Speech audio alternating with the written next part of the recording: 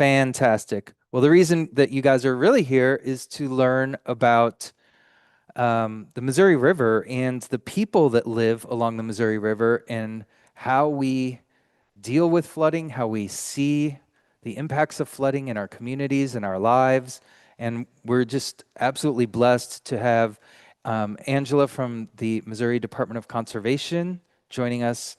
She'll tell you more about her background, which is super cool. I hope you'll dig deep into your super cool background. But she is a social scientist for the Missouri Department of Conservation, is also working on her doctorate, and has been interviewing over 100 people in communities along the Missouri River in Missouri. So focusing on Jefferson City, Brunswick, and Holt County, way up in the northwest corner of Missouri. Who have all been impacted by flooding in the past couple of decades on the Missouri River. So there's a real concerted effort, which Angela will get into here, in multi-agency effort to kind of work with these communities and figure out what can be done to mitigate the risk of flooding in these communities in the future and to understand better like that social impact on these communities. So Angela, thank you so much for joining us tonight and sharing some of what you've learned. We're stoked to learn about it too. Thank you.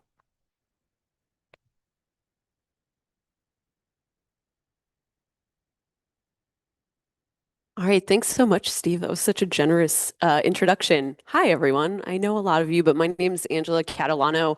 I work for the Missouri Department of Conservation, but I think because this is now live online, hello to my family in Wisconsin and New York. I should say I'm here as a student today. These views that I'm expressing are mine and mine alone, not of that of my employer. So the work that I do actually at the Department of Conservation is a little bit different anyway, but I'm really excited to talk to you a bit about my research, which I am wrapping up. So I think it's probably important for you to know a few things about me and where I come from. And thanks to Steve for thinking my background was really cool. So I am an environmental social scientist now, but for about 15 years, I worked in the film industry. I worked as a projectionist and as a film curator. I taught at the University of New Orleans for quite a long time. I made weird experimental films. I did a lot of different things. And one thing that I did every year, starting I think in 2015, was I came up here to work for the True False Film Fest. I had no idea that Columbia, Missouri was a place until my friends were like, you have to come here for this incredibly bizarre, incredibly awesome film, art, music festival. And so I came that first year and was kind of hooked and then just kept coming back. And then through that, I met my advisor, Dr. Damon Hall, who was working at the University of Missouri in the School of Natural Resources. I decided to make a career switch, and you're probably asking, like, well, why? I experienced lots of floods. So before I moved here, I was living in New Orleans for just shy of a decade. I was doing film work there and traveling around a lot. But my experience of living there and being in that community, we experienced tons of flash floods. I'm sure if I said New Orleans, two things come to mind for people: Mardi Gras, which, yes, it's the best, but also flooding. And particularly for us, it was a lot of flash flooding. Hurricanes are terrible, they're bad and very damaging, but the day-to-day flash flooding that happened. So for example, this is the fifth flood where water was in my house, the third that was like quite damaging at a few feet. One of my roommates was stranded down the block, and so I had to kayak to go pick him up because he couldn't get his car through. And from that, I started getting really involved in citizen science projects and a lot of mutual aid. That was my entry point where I felt like these are the questions that I have now align more with this. I loved working in film. I loved everything that came with it, but was really happy to come back to school. So I started in the fall of fall of 2021, right after COVID. And then my advisor actually moved and took a new job halfway through. So that's why now I'm with Northeastern University in their Department of Marine and Environmental Sciences. I will hopefully be defending on I will be defending on November 7th. Hopefully that is the day in which you get to call me Dr. Catalano. But so you're probably also like, okay, well, how do these things connect? How do you go from film? So I'm really driven by questions. And the question that connected a lot of my research previously to the work I do now is how do people make sense of and adapt to their changing environment? And for me, that came through flooding and dealing with water resources and having a lot of questions around that. And so the way in which I view my research and how I try to think about any kind of research questions I have is I'm always thinking about the intersection of science, policy, and people, where those things come together, where they really come apart, and how research can inform some better options for communities. The core of my work is I really want to support communities. That's really where I'm coming from. And I think research can do a lot in terms of supporting the best policymaking decisions as well as some other applied techniques. So if we unpack this a little bit, just so you have an idea of where we're going with this. So we have mechanisms in place like science policy, where we can communicate science to policymakers. We also have science communication, where we can figure out methods to communicate science to people that are not in the scientific community. But what I'm really interested in on top of that is what is happening in between that policy and people's space. So how do those things come together? How do people understand the policies that impact them as it relates to water resources and particularly natural hazards, disasters? There's quite a few different types of flooding, but for the purposes of this talk, we're going to talk about two, one mostly, which is riverine flooding, also called fluvial flooding. This is where water along rivers overtops river banks and we see flooding. So the Missouri River, for example, we're going to talk a lot about what happens when it overtops banks and levees. And I'll explain what a levee is in a second. We're also going to talk about flash flooding, and that is referred to as pluvial flooding. I put those up there. That's like trivia points for y'all. I don't think I'm going to say fluvial or pluvial, but thought you might want to know. This is what happens when we have rapidly rising waters inland due to pretty much a lot of rain, excessive precipitation over a short period of time that overwhelms the stormwater management system. I'm originally from Milwaukee, so I don't know if any of you saw over the weekend, there was an extreme rain event. Wisconsin has been in a drought, and so there are three major rivers that go through the greater Milwaukee area. So not only did we have fluvial flooding, we had a lot of riverine flooding. We also had a lot of flash flooding there as well. So if I seem a little tired, I've been on the phone with family members and friends trying to navigate what happens when you have to file flood insurance claims and how to remediate that. So that's an example in which those two things happened all at once. The stormwater system, management system was overwhelmed. So there's a few things that we already do to mitigate flooding. And one thing to stress here, I think, in this particular moment is that I think a lot of media really focuses on climate change as we have climate change and that's why we flood. But it's really not that simple. We have also very much engineered our waterways and our cities as well. If we think about how much concrete we have in cities and water just flows right off of that. It's not getting absorbed, right?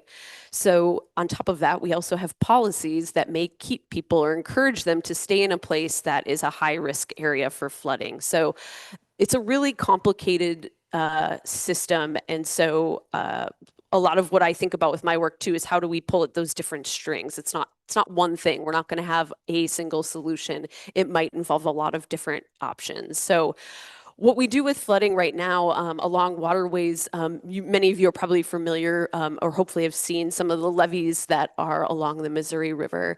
Those are earthen embankments that we build along riverways to try to keep the water in place. And I'll talk a bit about when that happened here.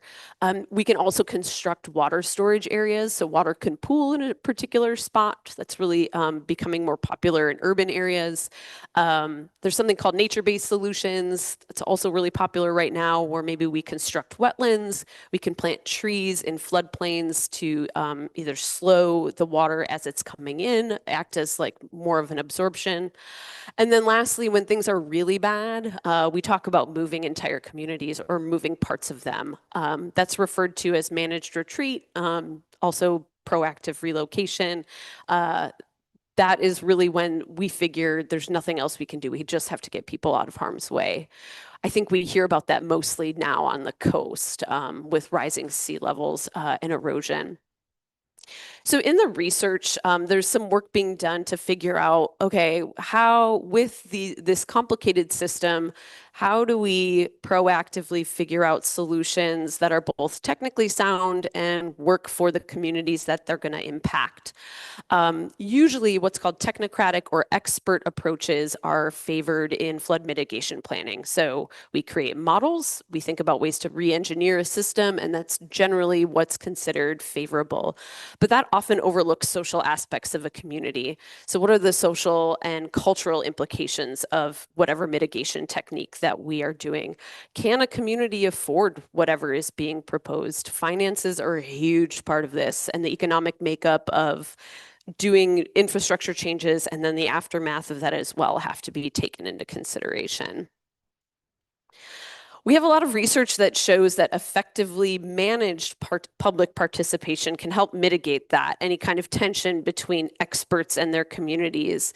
It also improves legitimacy in federal environmental decision making. I probably don't have to tell you we're in a political moment where a lot of folks don't trust the government. And so, and you know, sometimes for good reason, sometimes for not. But getting people involved and explaining what is happening and what the possible options are can look like a lot of different ways. How many of you have been to a public meeting of any type or a public city council meeting, right? Right, it's kind of set up like this. You sit back there, someone's up here, oftentimes maybe above you, and they're speaking at you and they're telling you what they're going to do. And then they say, okay, does anyone have a public comment or a question? And it doesn't really engender a lot of goodwill or good feelings either. Oftentimes, people can get really heated in those scenarios, especially something that impacts them directly. Sometimes people just don't feel comfortable standing up and telling their neighbors how this decision is going to impact them.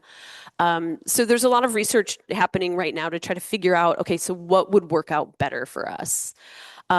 We really, in the scientific field, in social science, we're still figuring out how do people make decisions about adaptation? What are some of the leverage points?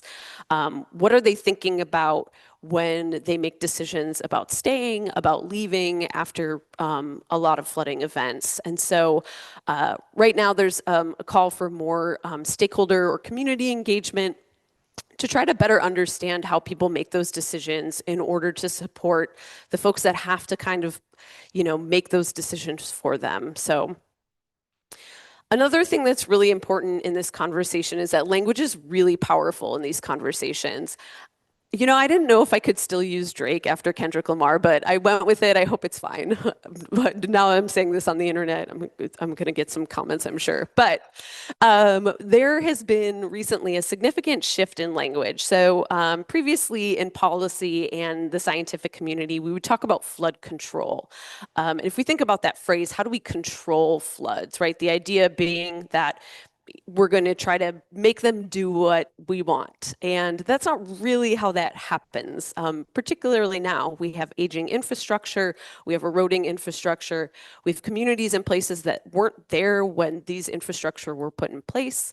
And so the shift has been to flood resiliency. And resiliency here in this concept is thinking about how do we bounce back when we do flood? We can't control this. How do we mitigate those floodwaters? How do we mitigate the damage? And then when it does happen, how can we ensure that we support communities to bounce back faster and with as little pain as possible?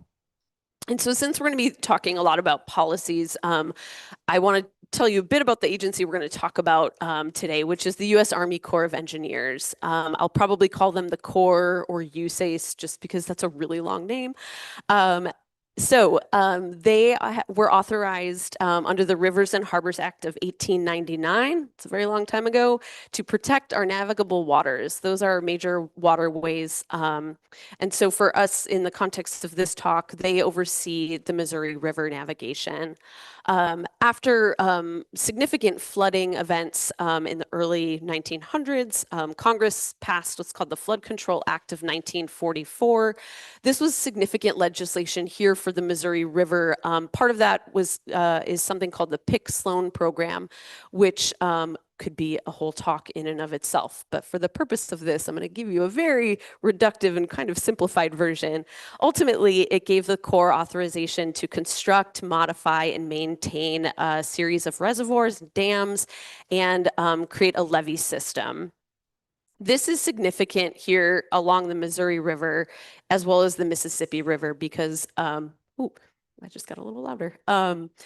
The Missouri River at the time, the proposal was to conduct or to create a levee system that would have been managed by the Corps, an entirely federal levee system. But landowners along the Missouri River came together and said, you know, we don't really want the government to be that close of a neighbor. We're going to take care of these levees on our own. And so the Missouri River is a patchwork of federally owned and operated levees, as well as sponsored levees, which have some connection to the Corps, but managed locally, and then private levees, which are just someone has a lot of money and a lot of ground that they can move and create their own levee. So I wanted to show you a very small stretch of the Missouri River that connects to the Grand. One of my sites, I'll talk a bit about our study sites, is in Brunswick, which is in Chariton County, which is at the confluence of the Grand and the Missouri. This is about, I think it's kind of hard to see, there's a 2-mile marker down there, about, I think, like 75 river miles-ish of the river. So the red parts, oh, I'm sorry, I don't have a clicker.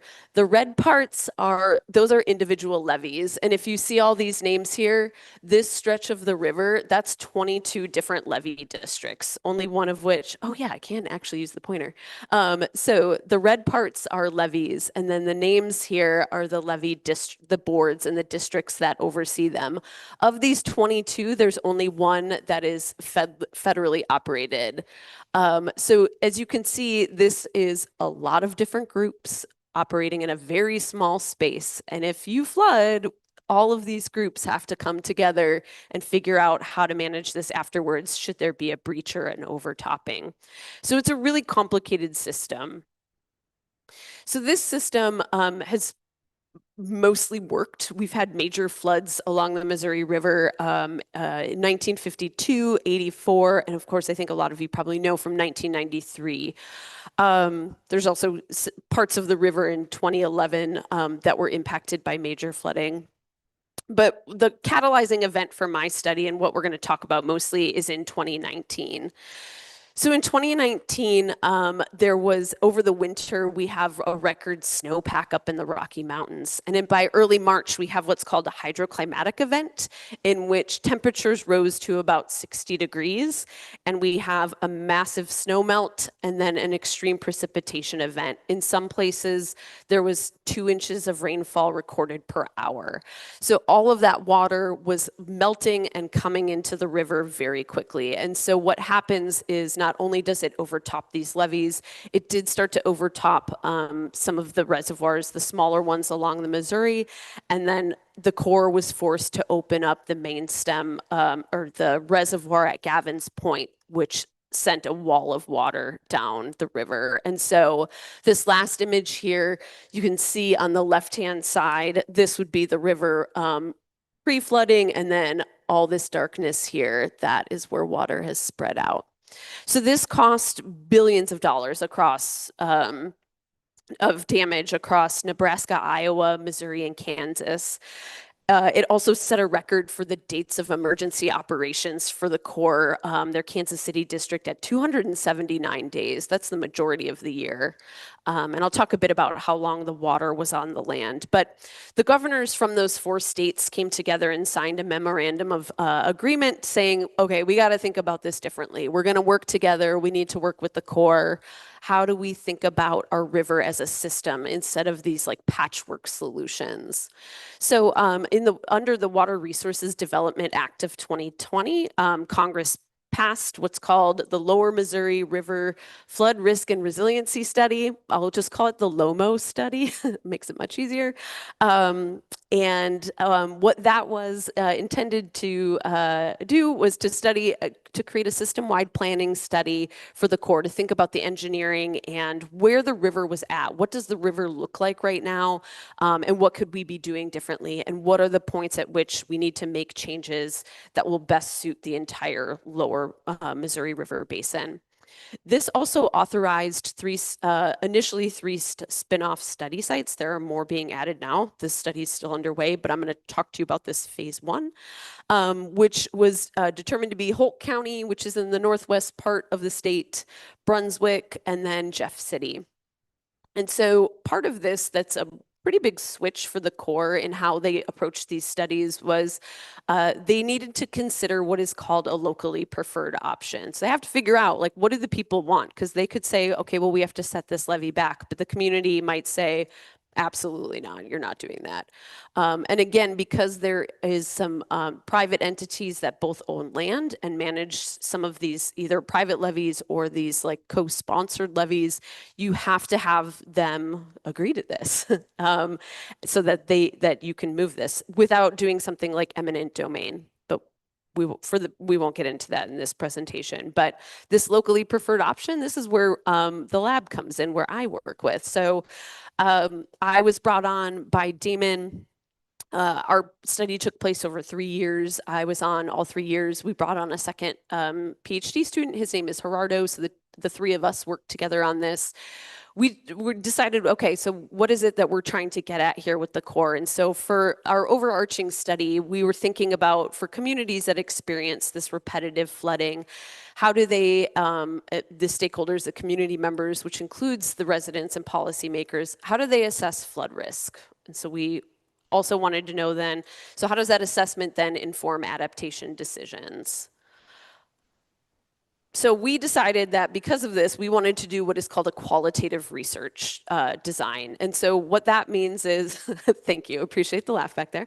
I love this one because I think it really does actually capture what the distinction is between quantitative and qualitative. So quantitative research would be conducting things that you can count, right? We're doing, if we wanted to do surveys, for example, and we give people on a scale of 1 to 10, how would you rate this? And then we would have numbers, we could run statistical analyses, and then we could make some assumptions based on a randomized population sample.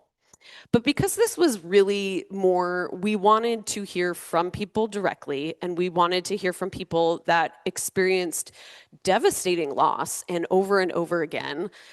We wanted to sit down with them one-on-one. We wanted to have conversations that they felt safe in, that we could get more of the context. So if they, on a survey, for example, if they said, how many floods have you experienced? And they say 5, okay, well, that tells us how many they have experienced.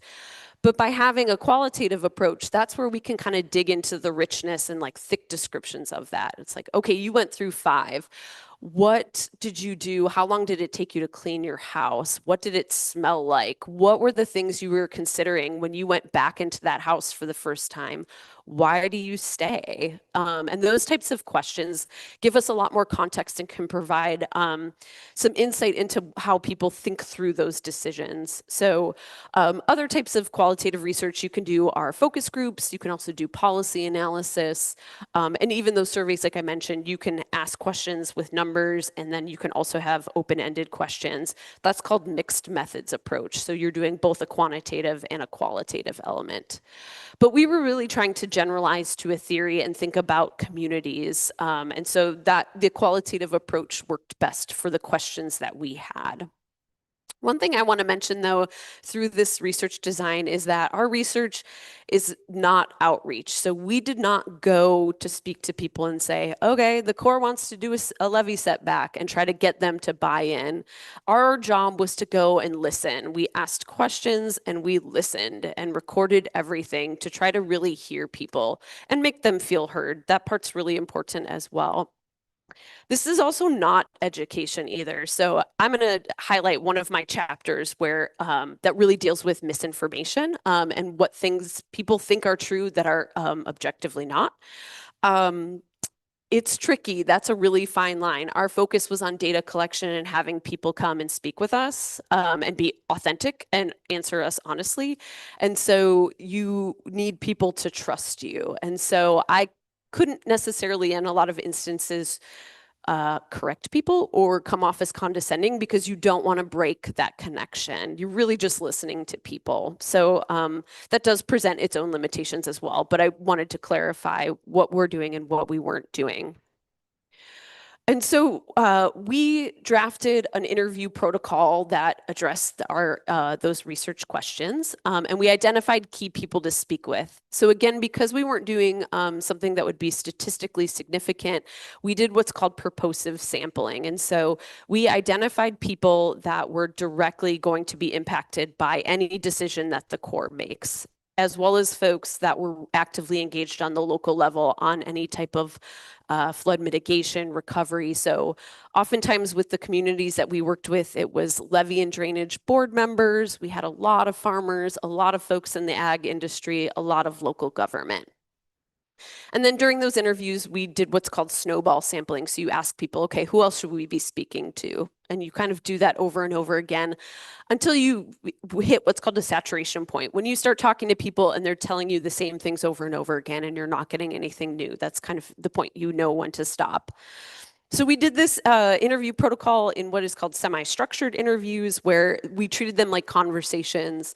We wanted our interviewees to answer every question we had, but they might have done them out of order. So that keeps it a little bit more fluid. We audio recorded everything and we transcribed it as well. All of our participants are remain confidential and anonymous. So I actually don't have a lot of photos of interviews. So you should know that because we just couldn't take photos of people, but a lot of folks like this one, they shared photos with us and would allow us to use their name as appropriate. All right, so what does this actually all mean? Like, what did I do? That's probably part of it that is a little bit more confusing, but 2 weeks after I started, where I was like, I'm leaving film forever, I was at the State Historical Society of Missouri, which is an incredible resource. Those librarians are wonderful. I hope everyone uses it. And they handed me 35 millimeter film and told me to go through all of these newspaper articles. So I was immediately handling film again. And doing background research. So before you go out into the field, you're really just trying to find out as much as you can about these communities. I was brand new to Missouri and I made a lot of mistakes and I continue to, but you try to prepare yourself as much as possible and learn some of the language and the history around the people that you're meeting with. So I got to look through a lot of notes. Some people kept handwritten ledgers of river gauges in certain instances. We went to so many public meetings and talked to so many people. I got to go to DC and learn a bit more about the federal policymaking process as it relates to communities and to scientists as well. And then throughout this process, I learned so much about levees, so much. I'm not an engineer and I love levees. I could probably talk about them more than anyone wants to hear about them, but we saw them constructed. We understood about some of the federal guidelines for some of the federal levees. We might have accidentally driven on some we weren't supposed to and then backed out of them. And then we got to see very, very beautiful places in Missouri. It was really wonderful. On the flip side of that, though, it is really tough. You go and people show you the worst days of their lives. They share with you the most devastating things that have happened to them. The loss, those are, it's a little harder to see in here, but these are flood marks in someone's garage years later, often call them tub rings. You see abandoned communities. This is from Corning, Missouri, which technically has a population of 1 right now, but that's kind of debatable. And then you see where levees break and how it just destroys people's land. And just, it's really hard. It's really heavy work. People cry, you cry at the end of the day over a beer. And then you pick yourself up and go back the next day, and then people in Brunswick give you bags of pecans. You get to take a bunch of photos, and then you sit in front of a computer and you analyze data. I listened to so many interviews and read through so many transcripts. This is a breakdown of the people that we spoke with across the 3 communities.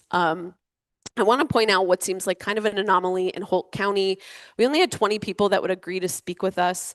Part of the reason is because there's a contingent of folks in Holt County that sued the Corps of Engineers and won. And by the time that we were interviewing folks, they were a little hesitant, even though they were confidential, to speak with us, which makes sense. So that's why those numbers are slightly skewed.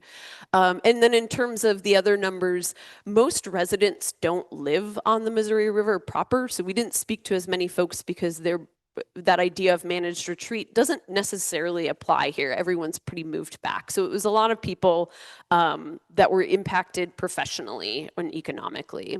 So we spoke to over 112 people. We recorded about, over 5,000 minutes, which comes out to about 86 and a half hours. And then we read through just over 2,500 pages of transcripts. Most of that work of data analysis is handled, you do this with software, but you are listening to those interviews, you are reading the transcripts, and you are coding that language.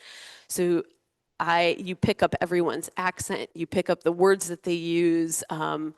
It's kind of a magical process, but really you're spending a lot of time in front of a computer. So those pecans kind of help get me through every once in a while. So with our research, I wanted to give you 2 different examples. We created what's called a technical report that we sent to our funder. And so that's a synthesis of everything. I think the example on that QR code is from Brunswick. And so we highlight major themes. We make sure everyone that we spoke with is represented in a quote. They get at least 2 quotes, so the document's quite long. But there's no theory there. We're really summarizing. This is what we heard from people. We also do what's called a member check. And so we identify a couple of members of each community to send out our first draft to and have them read it over, just to make sure what we heard is what we think we heard is what we did hear. And that, I should say, that doesn't mean they get liberty to make changes to anything. It's just they identify if we have missed anything, ultimately. And then the orange version of it is an example. What I'm going to talk about is my own research, and this is what goes out to the scientific community. This is a peer-reviewed article about truth regimes, which I'm going to tell you about. But first I want to explain, so when I say we synthesize, so across those 3 different those 3 communities, we wrote technical reports for each one. And then we had 3 main findings from all 3 that we've all sort of been working on and looking at. And so the one I want to talk to you about today is the one that I really attached myself to in this particular paper, was that communities do not feel meaningfully engaged in the Corps' study.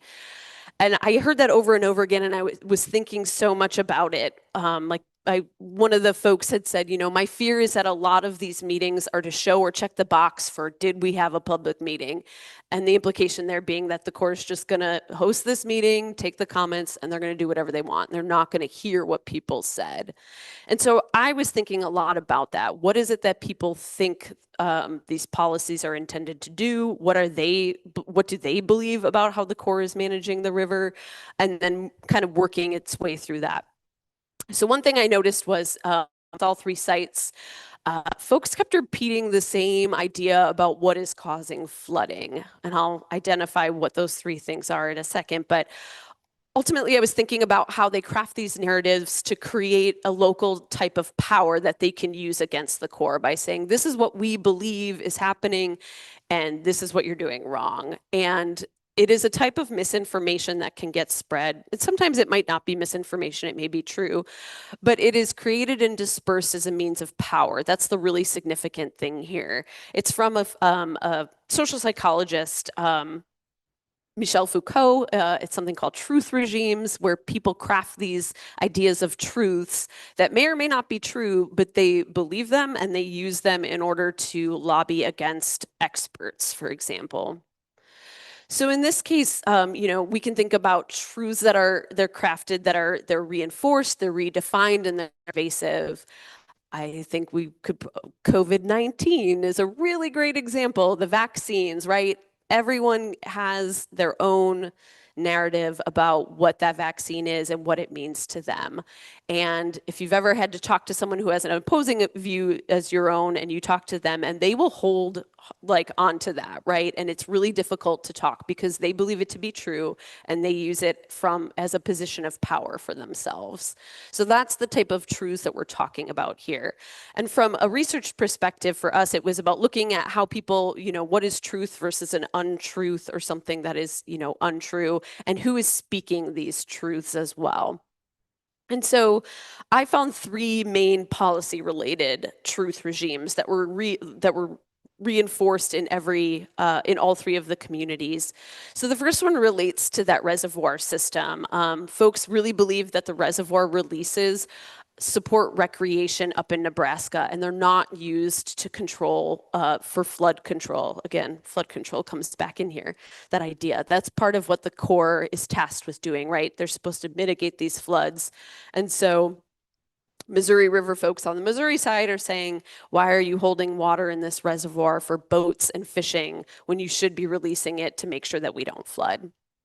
The second one relates to the Endangered Species Act, and I used a quote that said, they just manage the river for the freaking fish. And that kind of stuck with me. They really don't understand what federal policies look like on a local level, and why the Corps and other federal agencies have to abide by those policies.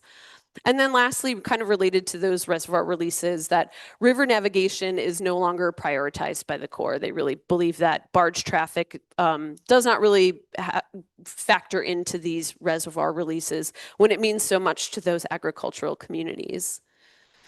So to share a few of their voices, for example, with the reservoir releases, they say, well, this one's a little cheeky, but I think it illustrates the point, the idea of holding water. They said if the Corps lowered the water in the wintertime to prepare for the snowmelt, and the snowmelt was late, so what if you have to stay home and roast a hot dog instead of going fishing one day? Look at everything that just got ruined just so they kept the water level how they wanted it up north. So that idea of prioritizing recreation over flood control. There's a lot about, I know I have some pallid sturgeon folks in here, so I'm sorry, this is probably salted an open wound, but a lot of folks believe that federal agencies are more concerned with wildlife than they are with human life. There was a lot of the perceptions about how those federal policies interact with river management. There's a real disconnect there. And again, the idea of, in this case, they said they'll keep the river higher and it's supposed to be for the fish. Why are we not prioritizing people? And then lastly, that idea of river navigation is just, with the floods happening, and saying we don't worry about barge navigation anymore. And that's an economic impact for agricultural industry members, whether it's farmers or the other industries that use the waterways to move goods as well. So those are some of the main findings that I found by looking at these narratives and these truths that people really hold solid, and they can cause a lot of friction between the Corps and those communities, because if they believe this to be true, it is incumbent upon the Corps to think about that when they start thinking about what options are available, how do we repair this trust and these relationships? Because ultimately what it comes down to is difference of values, right? These communities feel undervalued, and trying to realign that is really significant to get folks to work together. So federal policies in general, for some of the key takeaways, they just look different on a local scale. River management is a really, really large policy umbrella, and some of the mandates that the Corps may have to follow, they have to abide by the law, might not work with local communities, or they might seem incongruent with flood resiliency work. So we have to think about how to communicate that effectively to communities for a scalable version of those policies. Like, what does that mean? And meaningful engagement can help repair some of that trust. I mentioned that lawsuit against the Corps. That has caused some very significant damage. You can feel it in those meetings as well, because the Corps folks, they're agency workers. They are under a ton of stress, particularly right now. And they have to absorb that anger and that mistrust, whether they were there or not at the time of this. So there needs to be a lot of engagement and a lot of conversations to repair that. And then thinking really specifically, there's not like a one size fits all for flood resiliency or flood mitigation. And so site specific communication can really be developed using locally gathered data and working with these communities as well to figure out what's the best way to talk to people about what's happening. And so the thing that I always get asked is like, who cares? People will go on the internet and yell, or, they might stop things. And so I think this type of research and working directly with people, it gives community members a voice in a process that's going to affect them. They have to live with it every single day. And so you want people to have great relationships with the agency workers that are going to be working there, and likewise. This also allows agencies to gather local insights that might get lost in things like modeling, or they can also provide some real-time information. We went through a lot of tours with the Corps and some of, like, for example, some of the local farmers, and they would point out exactly this is where it breached and at what time. And some of those things were missed, like the Corps had no idea, or even some of the places where they identified under seepage where water was coming underneath a levee. So that's really valuable information, thinking of the community as experts when those floods are happening. They live it, they're watching it, they have to deal with it afterwards. And then for water resources managers and policymakers, community members should really trust the people that are there to serve them. And so when they do not understand policies that impact them or the decisions that are going to affect them, they can sue, they can stop projects, and then we see, the spread of mis and disinformation. So to try to stop that, we really just have to get people in with these communities talking and having more engagement. So this is all some pretty heavy stuff. It always feels weird to be like, I'm excited to talk to you all about flooding. But I think, flooding happens everywhere. It's been a particularly heavy summer for floods. I mentioned Milwaukee, and that just happened, overnight on Saturday. But when I was making this presentation, I was, thinking of Texas and just how ubiquitous that coverage was, and then just the conversations afterwards of like what went wrong, and identifying all of the different ways that policies didn't work, that communication didn't work, that warnings didn't work. And so I wanted to wrap up just with like a couple of do's and don'ts, because I think it would be really helpful, because I notice when there's a tornado warning and my friends are like, you want to go to the bar? And I'm like, we should be in the basement actually instead. So I think a lot of this is miscommunication or not understanding the severity. This is from NOAA's National Weather Service site. There's, I think, even just the distinction between a flood watch and a warning can be confusing. Let's be honest. How many of you, when there's a tornado warning on your phone, how many of you are like, time to go to the basement immediately? Yeah, exactly. Okay, good. Yeah, I mean, really, it's a lot of, and we're Midwesterners, like we know this stuff.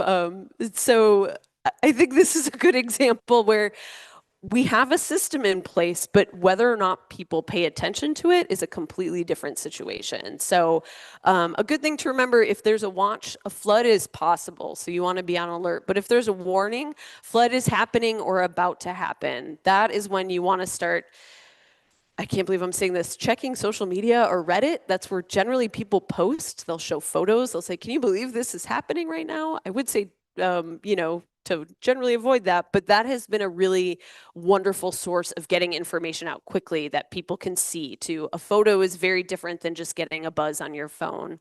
If you get a flash flood emergency, that is like, you need to please pay attention to that. That's very, very bad. That's like highest level. You should look into that further. There might be something very dangerous happening very close to you. So I just made a non-exhaustive list. We're not gonna, we can talk about this further, but a few things, I'm a glass half full kind of girl, so we're gonna talk about the do's after. But what you don't want to do is ignore those warnings, and you don't want to ignore signage. And related to that, when I say signage, never, never, never drive into standing water, ever. Even if you think you're like, that's probably half an inch, it might not be. I think this stat always kind of like gets to me is that over half of flood related fatalities occur from people in vehicles getting swept away. Roughly about a foot of rushing water can just launch your car. So that's not a lot of water, right? And that can come up very, very quickly. So please don't ever drive into standing water that you see. Don't ever walk in flood water. That one always kind of like befuddles me for reasons mostly because of creatures that exist there that you don't want to run into. There's generally here snakes. When I was in New Orleans, gators come out. It was unpleasant. But there's also the potential for downed power lines. So you don't want to walk into that either.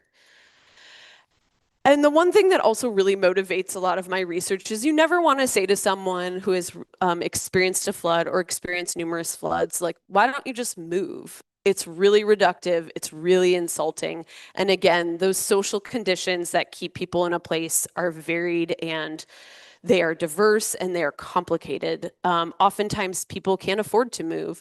Maybe they have connections to the land there. One person that I interviewed that just like the one that like haunts me from my interviews is that this person was severely disabled and didn't know the flood was coming and no one thought to check on them. And someone finally called 911 as the water was coming into their house.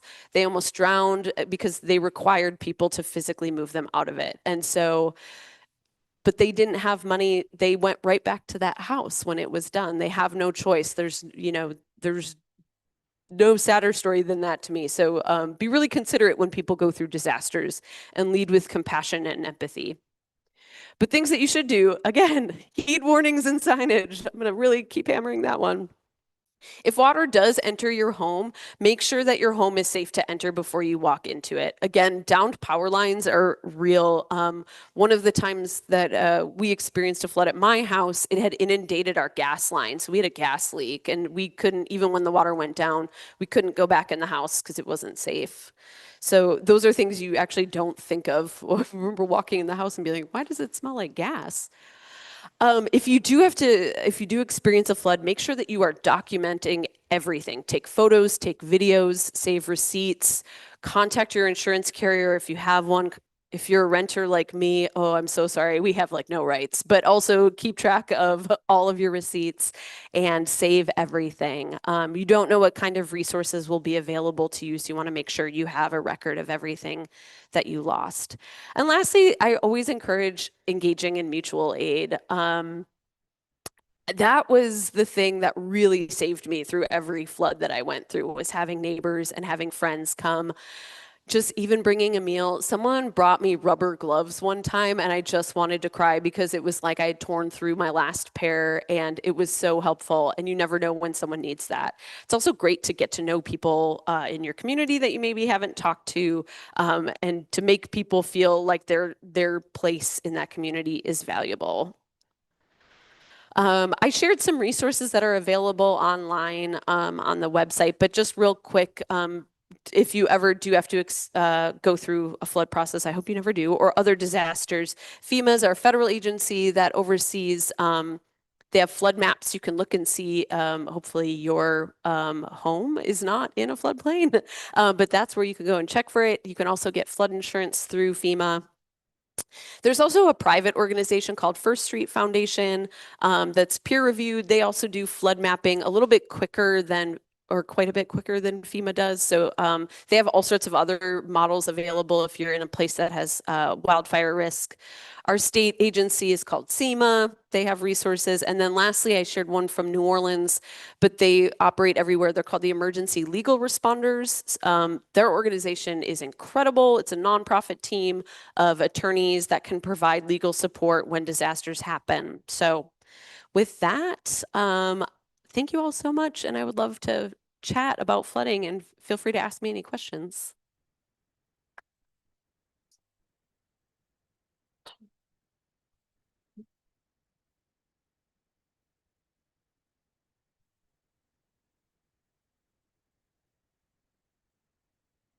Cool.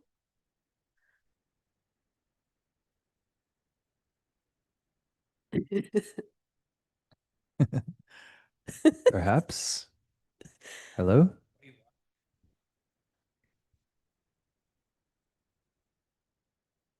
I'm on two.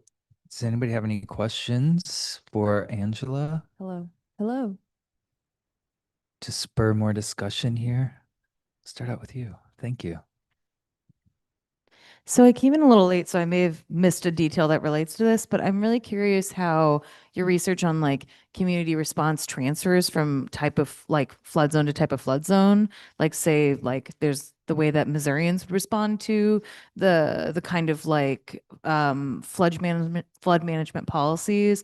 But like I'm really curious with, and I know qualitative isn't generalizable, but I'm still really curious how like that, like what threads you might see across the way that communities engage with flood management policies. Yeah, that's a great question. I can speak to it from like an urban rural divide. That's probably the best way I could go through this. I did some work on coastal flooding when I was at Northeastern, but maybe not enough to speak really authoritatively on that. The really unique thing about Missouri is that so much of the land is privately owned. And so that makes for some real headaches in terms of the application of federal policies as well, because there are really strong landowner rights and, for good reason, folks are pretty resistant to selling their land or donating or putting it in a trust in the event that they have flooded a lot. Um, in terms of rural communities, I would say have a really strong sense of community when flooding happens. I would say urban centers do as well, but I think because there are fewer folks and less infrastructure, places like Brunswick, everyone knows one another and they know how to take care of one another when these things happen. And there's a mechanism, it's almost like leverages or levers get pulled at different points at river heights. And so they know what to do when the river is at a certain height. And then the levee board will get together. And if the water keeps going, then they activate like the next step of it. And so there's a lot of coordination there. That being said, federal policies are generally crafted with urban centers in mind. So in recovery, it can be really challenging. Urban places they have infrastructure in place, for example, to like, say your road gets torn up by floodwater. Odds are, if you're in St. Louis, they will have if it's like city-owned streets, for example, the city will have some type of like photographic evidence of a street. Whereas in a rural community, they might not.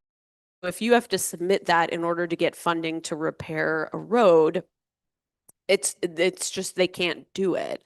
Same thing with other like stormwater infrastructure. Cities are a little bit more equipped, both financially and with infrastructure and personnel in place to kind of swiftly come in by comparison and fix things. Whereas in rural places like Brunswick, for example, the person that was working with FEMA was kind of like volunteering for a long time until they were able to get paid. They were just like the main point of contact when FEMA would come to town and trying to help people navigate the paperwork as well. So those differences are pretty significant and can be harder for rural communities to like more effectively engage in recovery because of those federal policies, since they are really intended for more populated areas with better infrastructure. Like, what is like the meaningful threshold also with like population or wealth and resources between like a rural distinction and urban distinction? Because I know there's obviously like more out west where flooding is different. I know there's pockets of like very rural but wealthy places. And then there's also like disparities, like wealth disparities in urban areas. Obviously there's a difference between a town with a population of one in St. Louis, but I'm just curious, like where that distinction comes into play and how like water policies, like going for question, if that's okay. Like, don't want to take time. Yeah, no, good question. So I think hopefully I'm answering this correctly, and you can stop me if I misunderstood. So what happens when recovery happens is that the governor has to declare an emergency. And from that process, the president has to approve that declaration. And that's when funds get released. There is a financial threshold of damage that has to be met before those funds can be released. I don't know the number off the top of my head, but there is a value dollar amount that you have to sustain so much damage in order for those funds to open up. Um, so that can be really tricky in rural areas in terms of how do you value, like with land, you have crop insurance, for example. And so if you lose this year's crop and you also lost everything that was stored in like your grain bin, getting those values, how does that add to it? It can be much more challenging because those calculations also take longer to figure out what's been lost and to add that all up. Whereas cities, it tends to be a lot faster. I mean, you knock out a bunch of SUVs and maybe you hit that threshold just on that alone. So that distinction can be really challenging as well in the recovery process. Does that answer? Okay.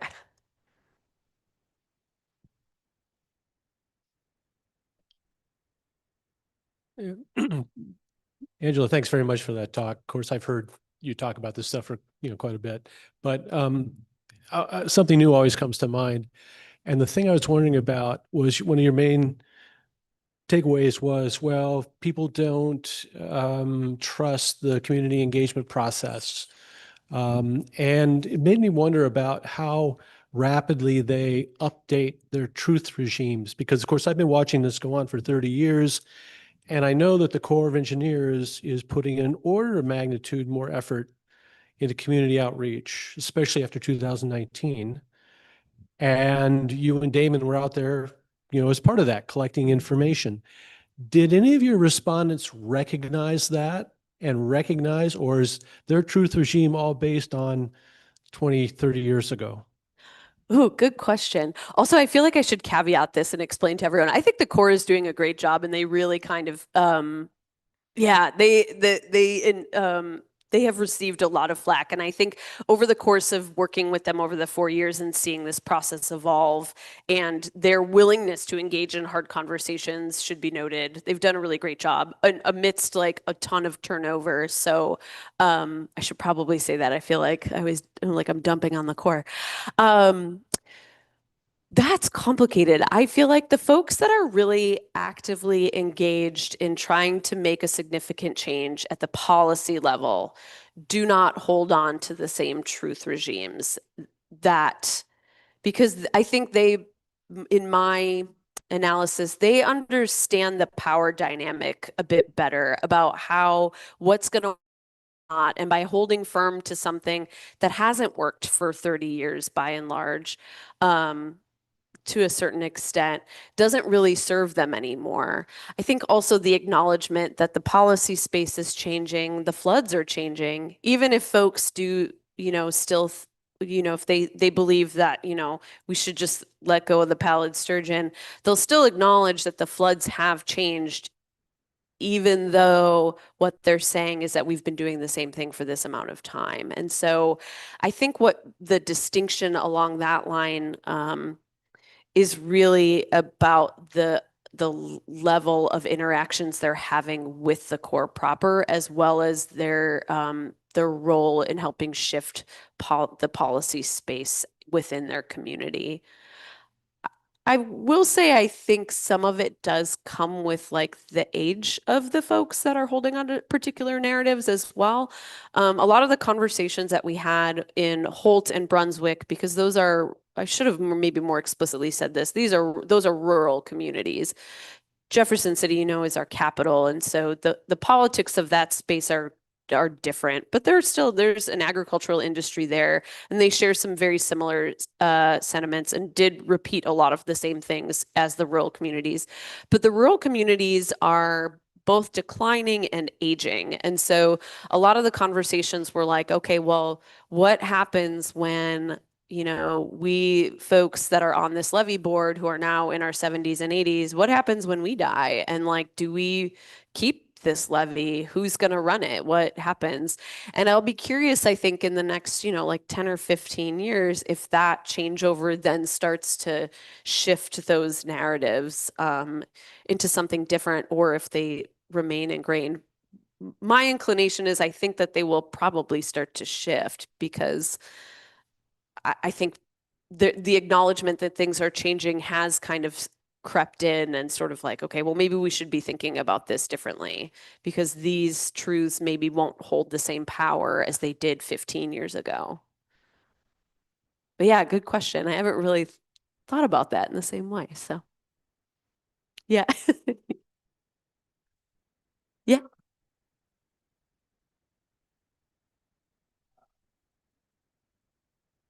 When you're talking about these levy boards, and that was something that was interesting to me, like how many there are out there like that.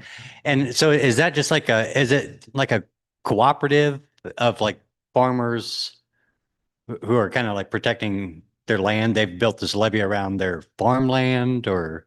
Yeah, so okay, I'll dive into that a little bit more. It's complicated. So Can you also kind of repeat that question? oh yeah, don't so the think it- question was about asking about what constitutes a levy board and how does that work, correct? Is that a nice, I'm really shrinking that down, but hopefully I synthesized that correctly. So in the case of, okay, there's another policy that I didn't go into. It's called Public Law 8499. PL 8499. So it's a levy rehabilitation program. And so for levy districts that want to be in this program, you have a board, and they're elected locally. And so they make up their own bylaws, and they operate sort of like a cooperative, or like a nonprofit. That's maybe not the right thing, but kind of a correlation between that. So you have a group of board members, and depending on the district, they make up their own bylaws. So it can be divided up amongst, you know, it might just only be farmers because their levy is only protecting farmland. In the case of the ones in Jeff City, they generally always have someone from the city on their board. So they have someone either like in emergency management, someone that can speak directly to what would happen if the levee breaches, or having someone that's there that can give them, you know, kind of a heads up of what's going to happen if the water levels get higher. So under this PL 8499 program, you can have a local board that receives support from the Corps of Engineers, but you have to maintain your levy based on some guidelines that they have. And they come and they do inspections to make sure you would still be eligible for this program. So say like in 2019, for example, I think the amount, I had it on one of the slides, I didn't actually say it, but there were 166 levee breaches along the Missouri River. And so if you are in this program, the Corps will come and assess the damage, and what they'll do is they'll provide 80% of the cost to repair it. That can be actual dollars. Oftentimes it's like in kind. So maybe they have people or they have equipment that can come help you repair it. And then the local board has to put up 20%. So in that scenario, you just have to maintain your levy to some sort of standard that's outlined by this public law. If the Corps manages the federal levy, they are responsible 100% for the repair and maintenance, but they can also have a local levy board that does day-to-day operations and maintains it on the regular. So that section I showed you in Brunswick, they have one 33-mile long levy that is federal amongst those like 22, like, you know, that map of chaos. And they have a local board that's looking at it every day. But when that levee broke during the 2019 floods, the Corps had to come in and repair it. That the cost was 100% with the government. And then the last thing is the private levies, and those are the ones that aren't run by the Corps and they're not part of that program. It's just folks that build a levee around their land, and then anything goes, but they can't go to the Corps for money if it breaches. Those are the ones that are probably the most challenging because they aren't part of the national levy database but the Corps can see where they're at by doing inspections or like surveying the area. But those, say those breach and say someone's like, okay, well, I'm going to build it 40 feet high. In theory, they could do that. They likely wouldn't, but it throws a different wrench when you're thinking about an entire system and how to change things afterwards, because you have these boards, but then you might have like one random person who has this levy that may need to go, or whatever the situation is. So it's really unique to the Missouri River. This doesn't happen on the Mississippi River, I should say that. That's what makes this, I think, the most interesting about how we think about a system on the Missouri River, because, again, most of this is people and money. That's kind of what it comes down to. They can run as many models as they want, but if someone's like, absolutely not selling you my land, then you really have to think about the other legal actions, which are very unpleasant. So, and very, very unpopular, both from the agency's point of view and local point of view. No one wants to take anyone's land. So that was a lot. Did I answer that for you? Okay, cool. When you like, yeah. That was a great question. I could be a whole talk on levee boards. Hello, my name's Matt. I just Hi. want to ask you right quick. The Missouri River has been operating within its own parameters from one bluff to another bluff for tens of thousands of years. During your surveys, how many people acknowledge the fact that they're living in the bottom of a river watershed that used to flood dynamically all the time? Yeah, actually, shockingly, everyone did. And a lot of people would say like, yeah, I know. But in the case of most folks, I should say, in the communities that we worked with, they don't actually live in the floodplain, but they do work in it. So they have land, they have equipment, they do have, barns and grain silos. But this one person, he was incredible. He gave me this massive tour and walked me through everything. And I took so many photos, and he was like, "You're going to ask me why I still farm this land, aren't you?" And I was like, "Absolutely." And he was like, "Yeah, well, this land's worth like $6.7 million. That's why I keep doing it." So there is both an acknowledgement that there is risk there, but if you're still making money and no one's telling you to leave, why would you, I guess it's all about risk calculation at that point. So, and like there's not a lot of incentive then on that front for him. Yeah. Yeah. Follow-up to that is, as taxpayers, how much of that are we funding because they're growing their crops and keeping their silos in the river bottom where the flood comes and takes it, and then we got to pay them back for it?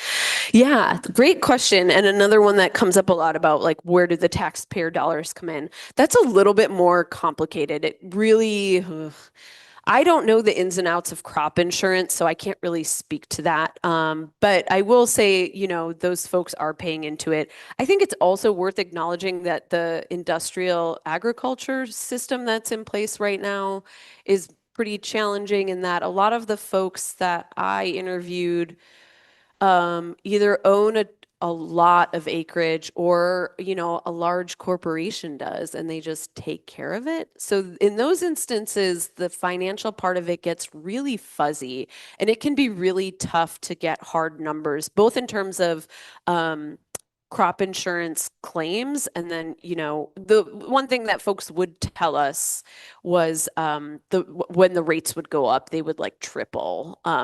If a levee is breached and is not protecting your land, the entire time that levee is broken, they're paying, triple for the amount of insurance.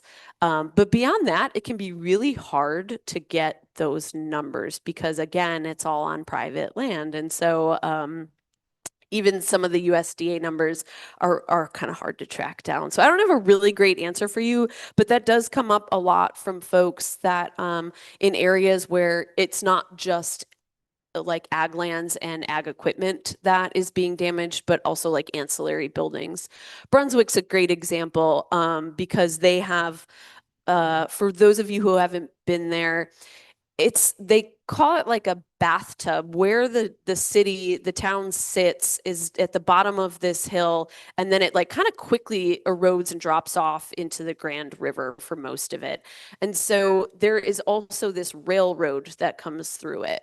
And so the railroad can act as a buffer. So you have the railroad here, a hill here, and then the water just will pool in the downtown area. And people do live there. And so flood insurance rates are really high, and the cost of recovery is quite high in those areas as well. And so the city has been trying to figure out different stormwater management to mitigate that a bit. They've tried working with the railroad, which is, again, maybe another presentation that you would have to endure, because that whole situation is also, it's another private entity and makes things far more complicated. But there is an acknowledgement to, like, there's a point at which people are like, I know there's going to be backlash for these recovery dollars coming from taxes. And I think everyone's just like, we hope it doesn't happen during our lifetime. That's a lot of the answers that I got. So yeah, it's hard. It's a hard one to answer and a hard one to, absorb, because of course people should have access to recovery money. But where is that line? I don't know. Yeah, thanks for the question. So there are a few questions and comments online as well Great. that I'd like to get to. So Cool, thank you. I'll do the best I can to boil these down. Okay. Okay, so yeah, this is super interesting. So bringing the climate change part into this conversation. I mean, you've already done that, but Garrett is asking, did you gain insight into some of the future of disaster response in these discussions? I'm thinking along the lines of people seeing record floods, increased flooding with climate change, etc. And so obviously we also have the current political situation, which seems to have sort of upended how we even think about disaster response, where nobody's sure where that's going. So I'm kind of curious about that too. But like, how did you sort of come through? This was a crash course for you, and you learned an awful lot, and you've shared an amazing amount with us tonight. But Thanks. about how you were getting to see that future of disaster response, which you kind of just touched on. Yeah. Oh, God, that's a great question. And one that, had you asked me that last year, I would have had a very different answer. I don't know. I'm worried about it. I will give you, so this is, again, I'm going to stress, this is me personally answering this, not my employer and no one else that might hire me in the future.